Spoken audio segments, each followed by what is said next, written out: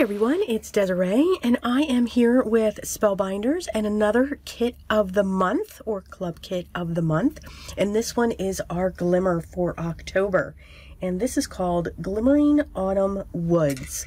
So you get your glimmering plates and then also the matching dies that will go with them. So you have a mushroom, you have some leaves, and then you also have some smaller dies, which is a branch and some flowers that you can attach to that, and you have a sentiment that says thankful for you. Your color this month is going to be copper. Yes, it is copper. So we're going to create a background first, and then we are going, sorry about that thing, and then we are going to foil our pieces. So let's get started. Okay, so we're going to start with our watercolor panels. So I just pulled out one of my watercolor palettes here, and I'm just dropping colors. I am going wet to dry. I then realized that that was not a good thing to do. So I come in right about here, and I spray my paper. So it really does help when you're creating a background. You want to create this morph of background of colors to spray. I like to spray my watercolor paper. Now the watercolor paper that I'm using is the Canson XL. That is my favorite, the Canson XL watercolor paper. I know it's not 100% cotton, but I like it. I like the way that I work with it and the results that I get from it. And again, I'm not doing these landscapes. I'm having fun with card making. So you can, by all means, use the 100% cotton and on certain items that, yes, if you have a stamped image, I would suggest a 100% cotton if you're looking for, you know, certain techniques or feels. But you can see here, I am just dropping colors. I am now moving this paper. I'm shifting these. I've got the extremes in colors of reds and yellows and oranges and greens.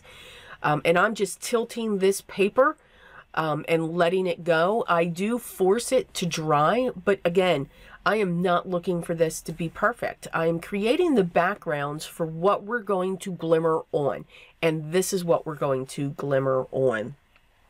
If you feel more comfortable taking a brush and creating all of that, you know, creating a big background wash, then by all means do that.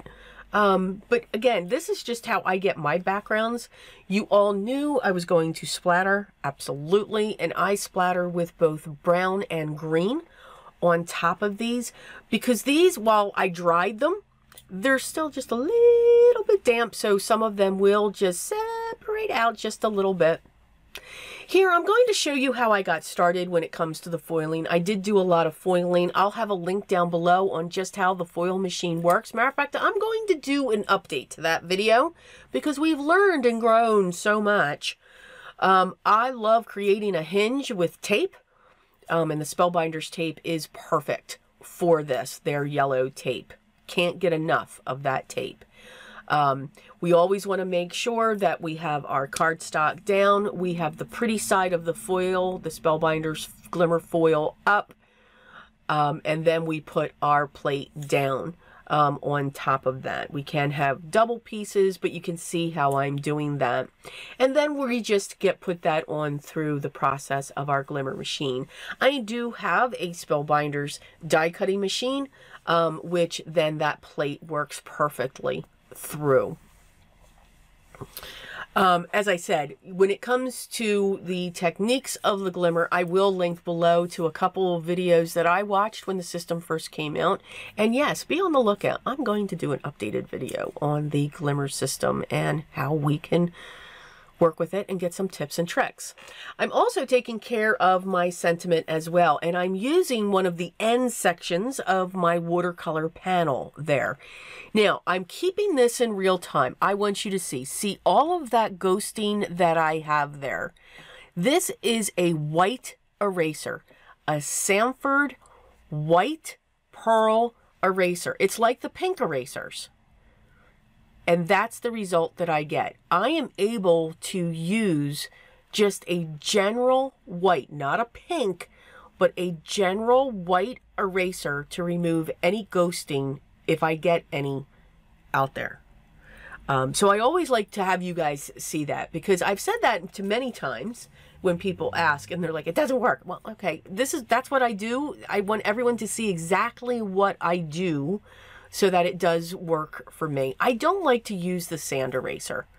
I'm not a sand eraser fan. I have it. I just think it really scratches on the paper. But that's just me. By all means, that's just me. I hear people have great results using that as well.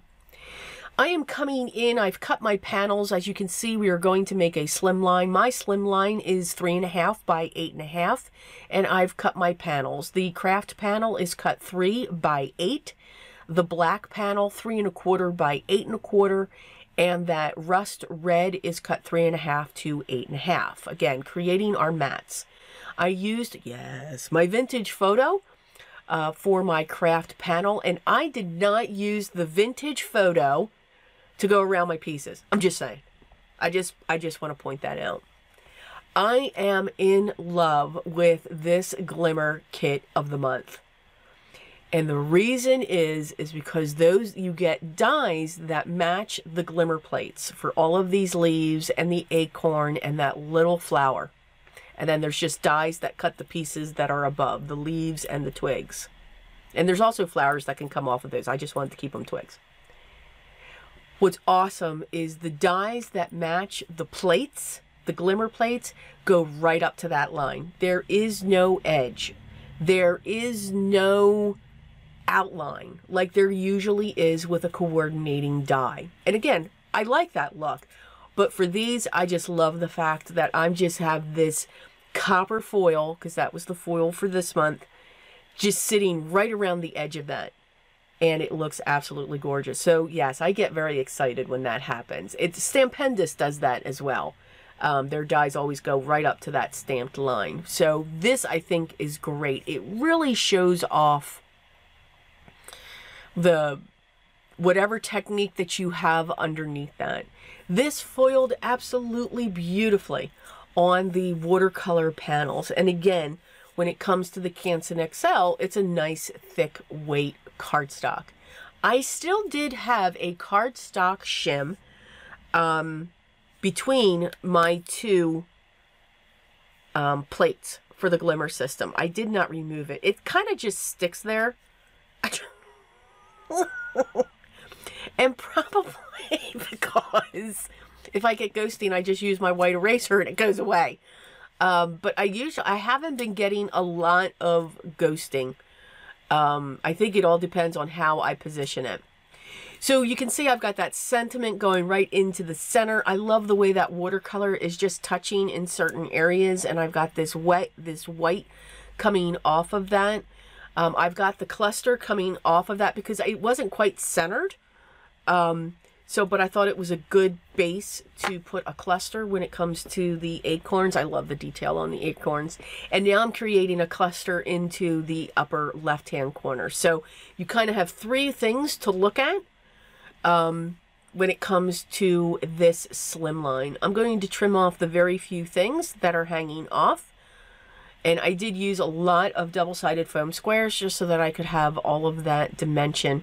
I'm going to put it onto my 3.5 by 8.5 inch slimline card base. I'm removing the double-sided foam that I had on that acorn, and I'm going to put it in the center, or the inside. I know, it's very rare. I am inspired all the time by Amy R., and I never do it. She never forgets. I do. But it is a good way to use extra pieces because I just have fun when it comes to all of that. And that is what our card looks like. You can just see that foil, and the camera just does not capture it the way that it should. But as always, I do hope you enjoyed this. I hope I gave you some ideas, some tips and tricks along the way.